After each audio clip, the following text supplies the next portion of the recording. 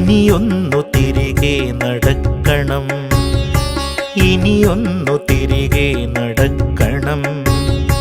വന്ന വഴിയോർത്തോർത്തു പോകണം. ഇനിയൊന്നു തിരികെ നടക്കണം, ഇനിയൊന്നു തിരികെ നടക്കണം. വന്ന വഴിയോർത്തോർത്തു പോകണം. മുള്ളുപതിച്ചൊരാ വേവിൻ്റെ ചൂടുള്ള പെരുവഴിയിലൂടെ തിരിക്കണം. ഇനിയൊന്നു തിരികെ നടക്കണം.